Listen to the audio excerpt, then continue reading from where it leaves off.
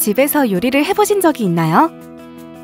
직접 집에서 야채를 손질하고 직접 다양한 요리를 해먹어보기 위해 우리는 식재료를 직접 구매합니다.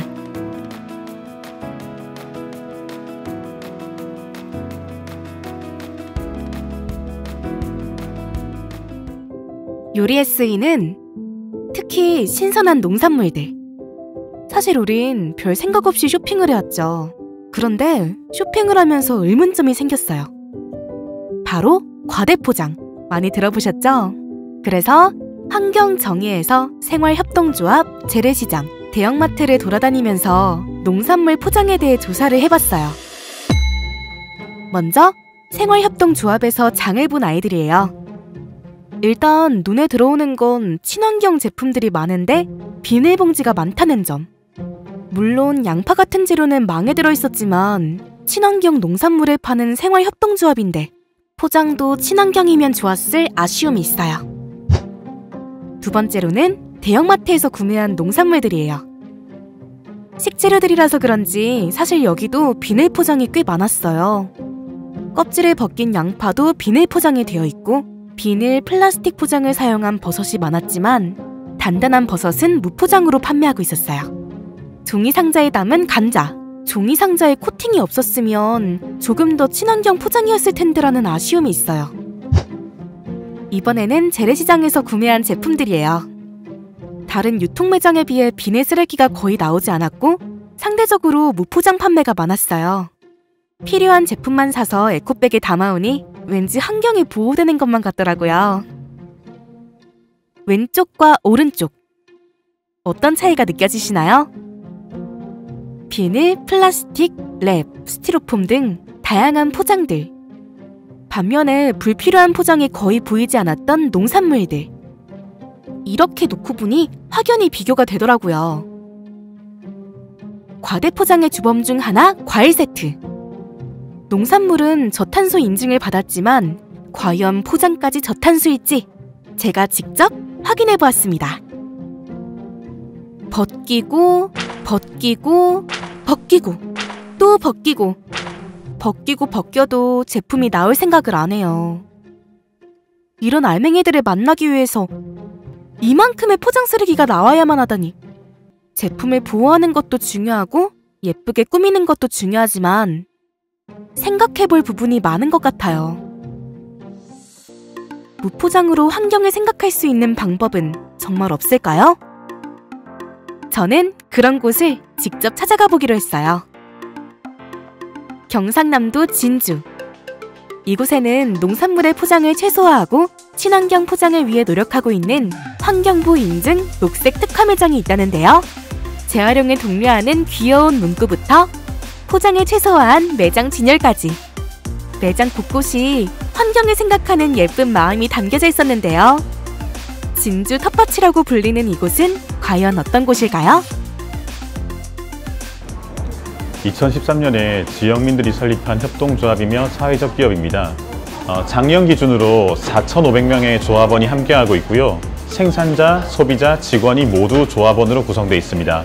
주요한 사업으로는 지속가능한 농업 그리고 안전한 먹거리를 위해 무포장 매장을 운영하고 있습니다. 무포장으로 공급 가능한 농산물을 생산자들께서 공급을 하시고 소비자께서는 그것을 원하는 만큼만 소분해서 구매할 수 있도록 시설을 갖춰뒀습니다.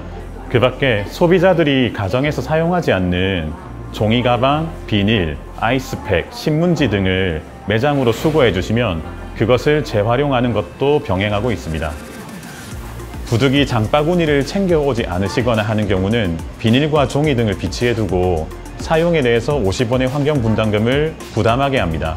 환경분담금은 이후에 생산자 조합원의 환경농업을 위한 비용으로 환경기금으로 사용을 합니다.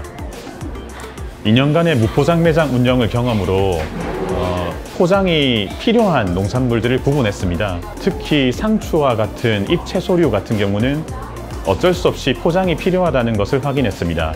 그 외에도 포장이 필요한 수밖에 없는 것들은 일부 허용을 하고 있고 최대한 사용하지 않기 위한 노력을 병행하고 있습니다. 직원들은 본인의 일이 증가한다고 느끼고요. 소비자들은 장 보는 시간이 늘어나고 불편함도 증가한다고 생각을 합니다. 생산자들은 본인의 농산물이 빨리 시드니까 손해가 발생한다고 여기는 부분이 있습니다. 이러한 부분들이 특히나 2년 이상 진행을 하면서 편리한 쪽으로 돌아가려고 하는 관성이 있기 때문에 그런 부분들을 앞으로도 계속 지키면서 발전해 나가는 것이 핵심이라고 생각합니다.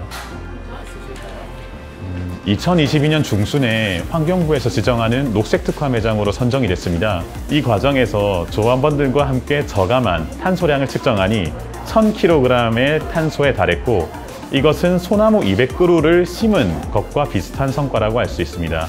그 밖에 자원 순환 활동으로 가정에서 쓰지 않는 아이스팩을 수거한다고 했는데 2021년에 34억 매출, 2022년에 52억 매출을 달성하면서 아이스팩 같은 경우는 조합원의 수거로 구매량이 0원에 달할 정도로 확실한 성과가 있었습니다. 저희가 생각하는 핵심은 협동조합, 그리고 조합원이 원하고 필요로 하는 것들을 찾아내서 그것을 진심으로 이행하기 위해서 노력을 했다는 점이 가장 중요한 점인 것 같습니다. 아까 전에 말씀드렸던 무포장 혹은 자원순환, 폐기 감량 같은 경우는 조합원, 이용자들의 참가가 없으면 실행이 불가능한 것들인데, 이러한 부분들에서 문화로 자리 잡았다. 그리고 조합원들 각자의 생각과 삶의 방식이 바뀌었다라는 점이 가장 중요한 부분으로 이해하고 있습니다. 요즘에 ESG 경영이나 이런 말들이 많은데 그 성과가 컸냐 작았냐라기보다는 이것이 실제로 이용하는 사람들이 변화를 했냐는 점에서 접근을 해야 된다고 생각합니다. 각 지역마다 물론 큰 기업들이 좋은 활동을 더 크게 할 수 있지만 우리와 같은 작은 조직들, 작은 협동조합들이 각 가정과 개인을 변화시키는 쪽으로, 문화를 만들어가는 쪽으로 작동을 하고 참가를 조직하는 일들이 일어나야 된다고 생각합니다. 두근거리는 땅의 마음. 지구를 생각하는 우리의 작은 실천. 사소해 보이지만 이런 작은 노력들을 조금씩 실천해보는 건 어떨까요?